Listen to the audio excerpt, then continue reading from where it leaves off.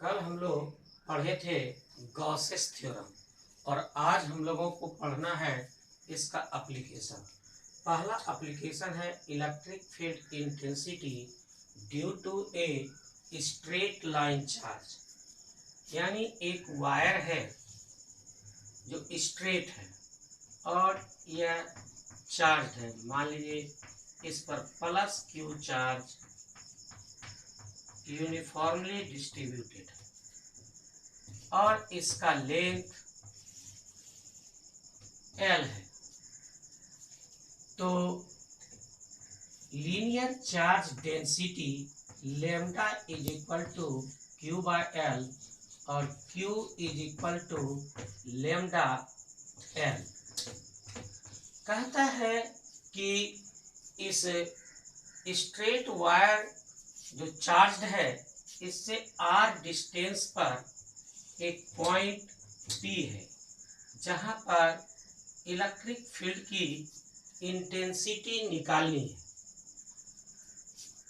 क्योंकि हम लोगों को गॉसेस थ्योरम यूज करना है इसलिए गॉसियन सरफेस हम लोगों को खींचना पड़ेगा और क्योंकि यह वायर सिलिंड्रिकल होता है इसलिए हम लोग इस गॉसियन सरफेस को सिलिंड्रिकल खींचेंगे जिसमें r इसका रेडियस होगा और लेंथ इसका L होगा।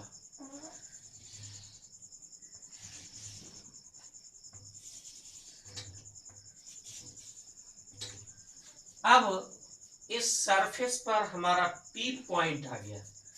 यहाँ पर हम लोग एक एरिया एलिमेंट लेंगे जिसका डायरेक्शन इस ओर होगा, वेक्टर ds। क्योंकि चार्ज यहाँ है और P पॉइंट यहाँ है तो इलेक्ट्रिक फील्ड की जो इंटेंसिटी होगी इसका डायरेक्शन भी इसी ओर होगा। यानी यहाँ पर इस वेक्टर ds और वेक्टर E के बीच का angle theta is equal to 0 degree होगा। इसमें तीन फेस हो गए। एक हो गया टॉप सरफेस, इसको हम पहला नंबर मान लें। यह कर्व्ड सरफेस हो गया।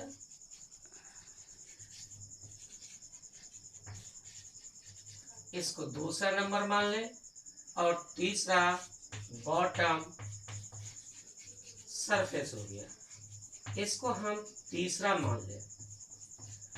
अब इस पर भी हम एक एरिया एलिमेंट लेते हैं। इस एरिया एलिमेंट का डायरेक्शन इस ओर होगा, वेक्टर ds, और इलेक्ट्रिक फील्ड की इंटेंसिटी E इधर होगा इस डायरेक्शन में। दोनों के बीच 90 डिग्री का एंगल बन रहा है।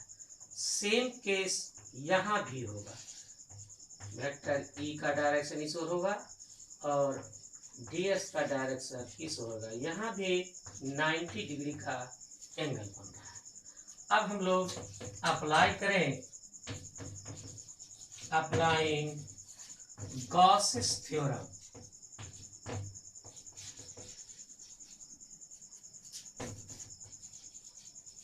गॉसेस थ्योरम अप्लाई कर रहे हैं। Q by epsilon naught is equal to surface integration vector E ds। ये तीन पार्ट में। सबसे पहले देखिए टॉप सरफेस के लिए हम लोग ले लें पहला E ds।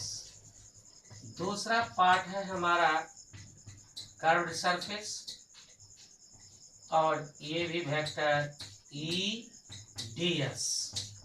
और फिर तीसरा पार्ट भी है जो बॉटम सरफेस है, वेक्टर E ds। इसको हम लोग लिख सकते हैं E ds cos 90 डिग्री है यहाँ पहला में तो 90 डिग्री प्लस दूसरे को देखते हैं E ds cos 0 degree plus तीसरा पार्ट ले लें जो बॉटम सरफेस है E ds cos 90 degree.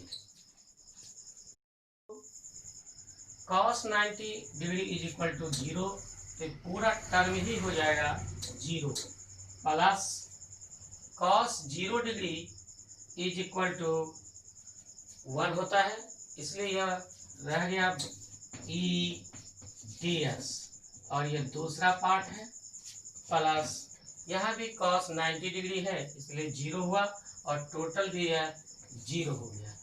Q by epsilon naught, Q by epsilon naught is equal to E और डी एस का इंटीग्रेशन एस हो गया। क्यू के लिए हम ऊपर लिखे थे lambda L by epsilon naught हो जाएगा ई, और ये सरफेस किसका है, कर्व सरफेस है, इसलिए सिलेंडर का curve surface 2 pi R L. हमको इलेक्ट्रिक फील्ड की इंटेंसिटी निकालनी है, तो E is equal to lambda L by 2 pi R L epsilon naught L L cut गया, E is equal to lambda by 2 pi R epsilon naught. यही electric field की intensity है P point पर। यहाँ पर अब हम देखते हैं कि lambda by 2 pi epsilon naught constant है।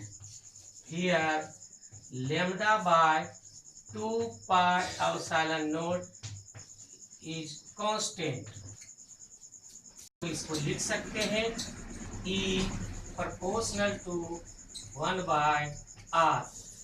यहाँ देख रहे हैं कि जैसे जैसे यह डिस्टेंस घटता है इलेक्ट्रिक फील्ड की इंटेंसिटी यहाँ बढ़ती है।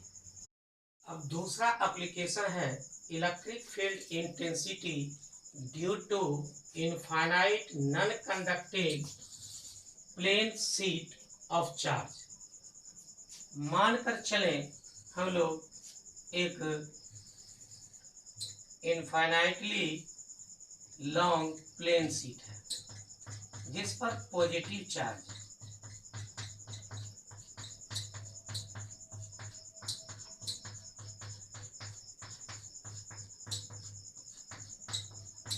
जो यूनिफॉर्मली डिस्ट्रीब्यूटेड है। मान लें कि सरफेस एरिया इसका S है और इस पर plus Q charge uniformly distributed है, तो surface charge density sigma is equal to Q by S, और Q is equal to sigma S. अब कहता है कि इससे आर डिस्टेंस पर पी एक पॉइंट है जहां पर इलेक्ट्रिक फील्ड की इंटेंसिटी निकालनी है। हम लोगों को यूज करना है गॉसेस थ्योरम को, इसलिए हम लोग एक गॉसियन सरफेस खींचेंगे। मान लीजिए इसका डिस्टेंस r है, तो एक गॉसियन सरफेस खींचेंगे।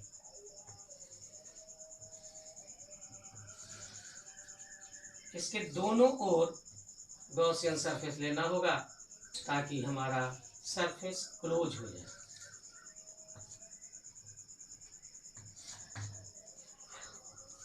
यह भी डिस्टेंस इसका r ही है। इसमें भी 3 सरफेस हो गया, 1, 2 और ये तीसरा। यहाँ पर एक एरिया एलिमेंट ले लें वेक्टर ds, तो इसका डायरेक्शन इस ओर होगा और इलेक्ट्रिक फील्ड का डायरेक्शन भी सेम लाइन पर होगा, तो दोनों के बीच theta is equal to 0 degree होगा। यहाँ पर अगर ले लें तो यहाँ पर theta is equal to 90 degree होगा, और यहाँ पर ले लें तो यहाँ पर भी theta is equal to 0 degree होगा। Theta is equal to 0 degree. यहाँ 90 डिग्री होने का कारण है कि इस पर हमेशा इसका परपेंडिकुलर डायरेक्शन लेते हैं और इलेक्ट्रिक फील्ड की इंटेंसिटी इधर है, इसलिए इसके दोनों के बीच 90 डिग्री का एंगल बनता है। अब अप्लाई कर दें हम लोग, अप्लाइंग गॉसेस थ्योरम। हाँ। तो Q by epsilon naught is equal to surface integration vector E D S. यह भी हमारे पास 3 पार्ट में है, तो हम इसको 3 पार्ट में लिख लेते हैं। पहला part E D S, vector E D S हो गया, प्लस दूसरा पार्ट भी vector E dot vector D S, दूसरा पार्ट हो गया, प्लस तीसरा पार्ट हो गया E D S is equal to E D S cos 0 degree plus E D S cos 90 degree plus E D S cos 0 degree by epsilon naught is equal to cos 0 degree is equal to 1, तो यह हमारे पास rest बचा ई D S plus दूसरा part ये पूरे 0 हो गया, plus तीसरा पार्ट ये हो गया ई डी एस। इसको हम लोग लिख सकते हैं ई एस प्लस ये तो 0 हो गया E S Q by epsilon naught. Q by epsilon naught is equal to 2 E S और E is equal to Q by 2s epsilon naught. हमारे पास E is equal to Q is equal to sigma S by 2s epsilon naught. S cut गया, E is equal to sigma by 2 epsilon naught. यही electric field की intensity है। यहाँ हम देख रहे हैं कि डिस्टेंस से कोई फर्क नहीं पड़ता, यह इंडिपेंडेंट है, तो E is equal to sigma by 2 epsilon naught. अगर हमारे पास चार्ज शीट एक फाइनाइट थिकनेस वाला हो तो हमारे लिए E is equal to sigma by epsilon naught होगा, क्योंकि इसमें 2 सरफेस होंगे और S के बदले 2s लिखेंगे।